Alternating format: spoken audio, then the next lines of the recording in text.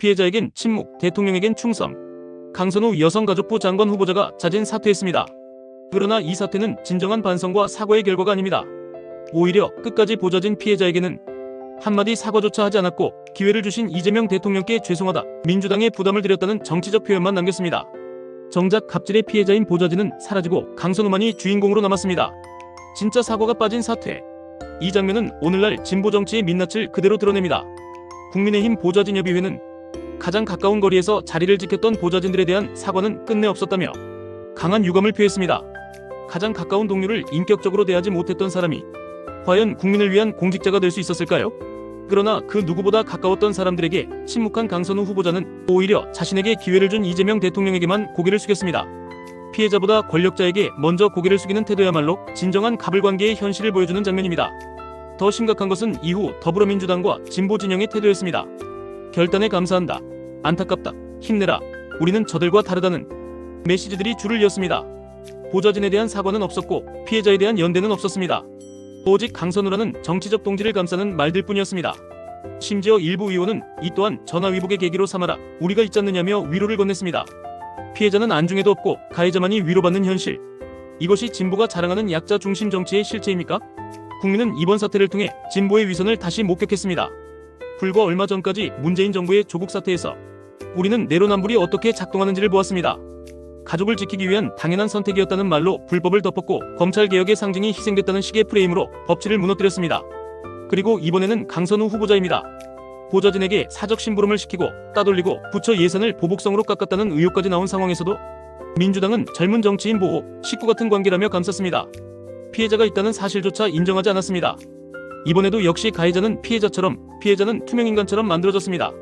청문회 과정에서 피해자 증언은 구체적이었고 실명은 아니지만 사실관계는 일관되었습니다.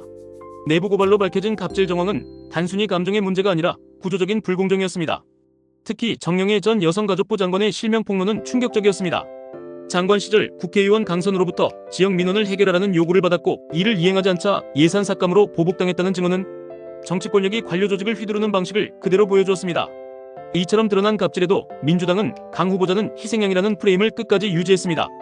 이쯤 되면 진보 진영은 공정이 아닌 편 가르기 정치에 깊숙이 빠져든 것이라고밖에 해석할 수 없습니다. 이재명 대통령 역시 책임을 피할 수 없습니다. 청문보고서 재송부 요청을 통해 임명 강행 의사를 분명히 했고 여론이 악화되자 뒤늦게 철회된 모양새가 되었습니다. 이 대통령은 한때 국민에게 인사 추천을 받겠다며 국민 중심의 인사를 약속했습니다. 그런데 실상은 갑질 논란으로 국민이 분노하는 인사를 계속 밀어붙였습니다. 오히려 국민 눈높이에 맞는 인사를 찾아야 한다는 대통령실 대변인의 발언은 사퇴 이후에나 나왔습니다. 책임을 지겠다는 정무적 판단이 아닌 사건 정리용 메시지일 뿐이었습니다. 초심은 사라지고 당의 입장과 정치적 셈법만 남은 이재명 정부. 이제 국민 중심이라는 말은 공허한 수사에 불과합니다. 이번 사퇴 이후 진보 진영 지지자들의 반응도 문제입니다. 강 후보자 사퇴문에 이 시간 만에 1000개가 넘는 응원 댓글이 달렸고 그중 다수는 저들에게 또 당했다, 희생하지 마라, 저들과 다르다는 걸 보여주셨다는 식의 내용이었습니다. 도대체 저들은 누구이며 강선우가 무엇에서 희생된 겁니까? 피해자 입장은 어디 있고 공직자의 도덕성 기준은 어디로 갔습니까? 갑질을 한 자가 응원받고 내부 고발자는 배신자로 낙인 찍히는 분위기 속에서 진보 진영은 여전히 자신들이 도덕적 우위에 있다고 생각하는 것입니까? 국민의힘 보좌진협의회는 이번 사안을 계기로 가장 가까운 동료조차 존중하지 못하면 국민을 위한 공직자는 될 수 없다고 밝혔습니다. 이 말이야말로 정치가 기억해야 할 핵심입니다. 사무처 직원, 보좌진, 현장 공무원 등 보이지 않는 사람들을 함부로 대하는 정치인이 국민을 존중할 리 없습니다. 강선우 후보자의 행태는 단지 개인의 도덕성 부족이 아니라 정치권 전반에 퍼진 권위주의와 기득권 의식의 반영이었습니다. 그리고 진보 진영은 그것을 눈감았습니다. 아니, 동지라는 이유로 감쌌습니다. 이제 국민은 묻고 있습니다. 더불어민주당은 이 사태에 대해 국민 앞에 사과할 용의가 있습니까? 피해자에게 직접 사과할 용의가 있습니까? 아니면 또다시 강선우는 잘못이 없다는 위로의 말로 사건을 매듭지으려 합니까? 이대로라면 민주당이 말하는 공정과 정의는 말뿐인 이상에 불과합니다. 정청래 의원은 함께 비를 맞아주었던 동지라는 표현으로 강선우를 감쌌습니다. 하지만 국민은 이 말이 진짜 동료였던 보좌진의 심정을 짓밟았다고 느꼈습니다. 이제는 당내부의 정치적 동지보다 국민의 동지가 되는 것이 정치인의 도리입니다. 피해자에게 진심으로 사과하고 재발 방지를 위한 제도 개선에 착수하는 것이 진정한 반성입니다. 이재명 정부와 더불어민주당은 이제라도 진실 앞에 고개를 숙여야 합니다. 인사를 책임지는 대통령으로서, 당을 이끄는 지도부로서 피해자에게 사과하지 않은 후보자의 사태로 면피할 수는 없습니다.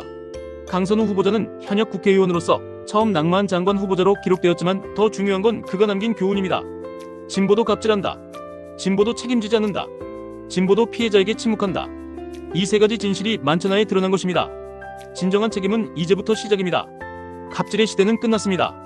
그러나 위선의 정치가 계속된다면 국민은 또다시 심판에 나설 것입니다. 더불어민주당과 이재명 대통령은 이번 사태를 끝이 아닌 반성의 출발점으로 삼아야 합니다. 그리고 다시 국민 앞에 약속해야 합니다. 피해자가 사라지지 않는 정치, 내 편 감싸기가 없는 정치, 진정으로 국민을 위한 정치로 돌아가겠다고 말입니다. 그렇지 않다면 진보 정치의 도덕성은 다시는 회복되지 않을 것입니다.